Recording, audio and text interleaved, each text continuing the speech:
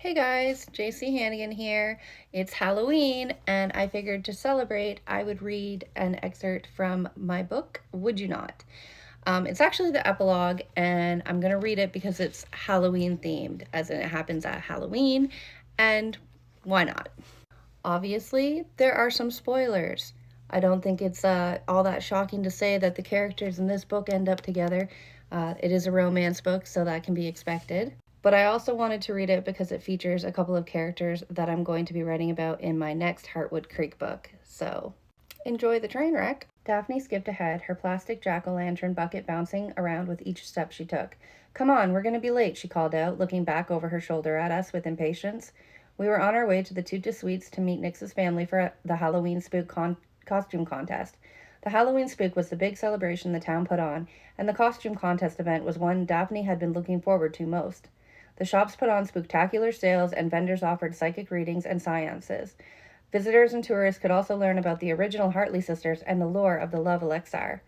Every local and tourist in attendance wore costumes, even the pets got in on it. Earlier that afternoon, there had been a pet parade where locals dressed up their pets in costumes and walked the streets.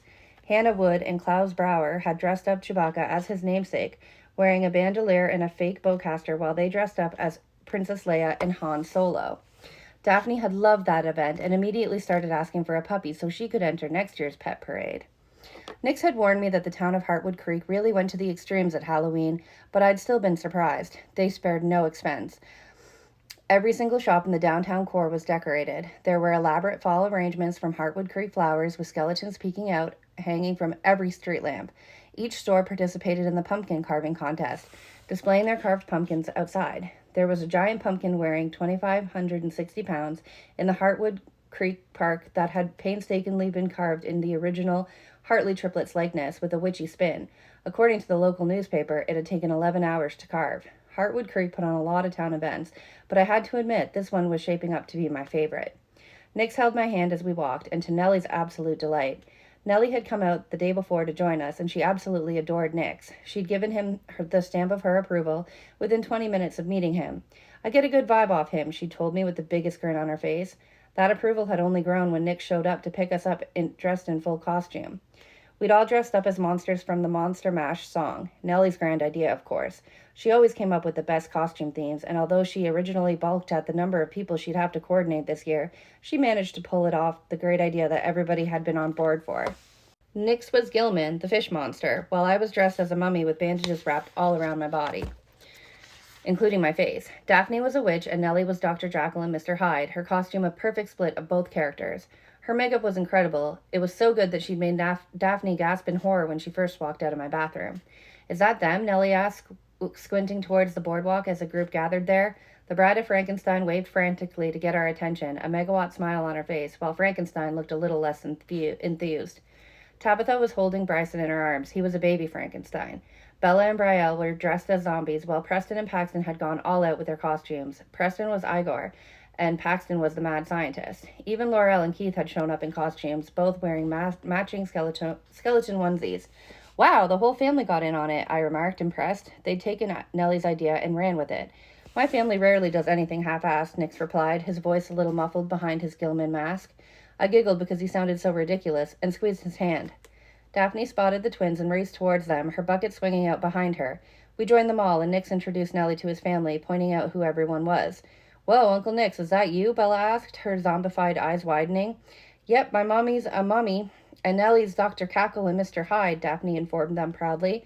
It's Dr. Jekyll and Mr. Hyde, I corrected with a smile.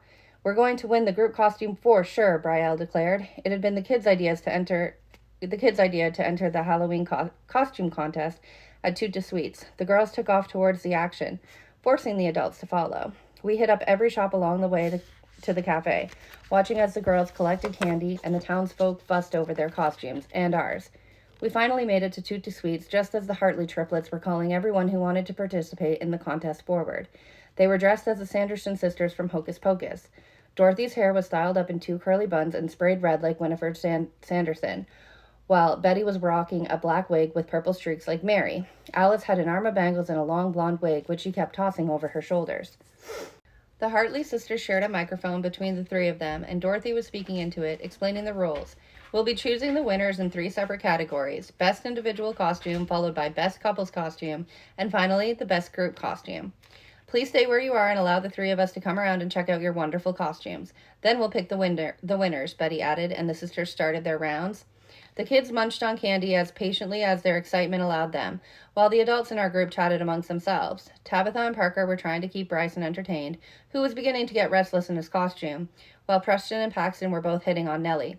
From the sounds of it, they were trying to see which one she'd prefer, which was hysterical considering they both looked ridiculous in their costumes. Nellie seemed to enjoy the intention, though. Keith and Laurel were chatting with Auntie Em and Uncle Ed, who'd surprised us all and showed up in costumes that fit the theme, too. Uncle Ed was a werewolf, while Auntie Em had dressed up as Dracula. She'd even wore her hair pulled back in a braid and done a fake widow's peak. Daphne was ecstatic they'd showed up, and when the Hartley sisters approached us to find out the inspiration for her costume, she'd happily informed them that we were from the Monster Mash song. Dorothy, Betty, and Alice had all exchanged impressed looks with each other before moving on to judge the rest of the costumes. My cheeks hurt from smiling, and my heart practically burst with happiness to see my daughter surrounded by so many people who cared about her. And not just her either, but me as well. This town and the people in it had embraced me as one of their own the moment I'd relocated here, and I couldn't be more grateful for it. It felt like my own personal Stars Hollow, only instead of a grumpy diner owner, I'd fallen in love with an affectionate, compassionate carpenter who knew how to keep me laughing. Nix put his arm around me, pulling me close to him, and brought his fish mask-covered face close to my ear. "These costumes were a great idea. I can't wait to unwrap those bandages later," he murmured, tugging at one of the loose ones. I laughed, trying to push him away a little. "You're lucky I love you," I shook my head. Nix pulled his mask up, revealing his face and the euphoric grin on it. "I'm sorry, I didn't catch that." I turned towards him, wrapping my arms around his waist and peering up into his warm brown eyes. "You're lucky I love you." "I really am," he said, lowering his lips to mine. He gave me a soft kiss with the promise of more to come. His tongue ran along the seam of my lips for a fleeting moment that weakened my knees. All too soon, he was pulling back, his eyes shining with devotion. "I love you too, Sage, so very much. You are my entire future." "Ahem!" Alice cleared her throat back at the front of the shop. Her eyes twinkled as she took in the crowd. "We have decided on our winners. For Best Individual Costume, the honor goes to Elena Rodriguez. Come up here, honey." A young woman made her way up to the front of the shop to accept her trophy and a little gift bag from the Hartley sisters. She was dressed up as the Queen of Hearts from Alice in Wonderland, her makeup elaborately done so that her entire right eye was covered with a sparkling red heart. Her lips were also painted the same sparkling red color. "For Best Couples Costume, we have Marvin and Donna Gathier," Betty announced. Marvin was wearing a chef costume, and his wife Donna was dressed as a rat. If I had to take a guess, they'd drawn inspiration from the Ratatouille movie. They approached the front, and Betty passed them their trophy in a gift bag before motioning for them to go stand beside Elena. "And finally, for the Best Group Costume, we have the group that dressed up as the Monster Mash song. I believe it's the Hutchinsons, the 𝐁𝐿𝐶𝐓s, the Whitakers, and Co." Alice announced, smiling wide. "Very impressive group effort."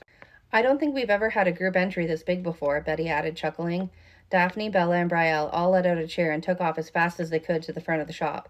The crowd parted for the rest of us, and soon all 15 of us gathered around the Hartley triplets for our trophy and a gift bag. The trophy was of a pumpkin that said Hartwood Creek's Halloween Spook, Best Group Costume with the date.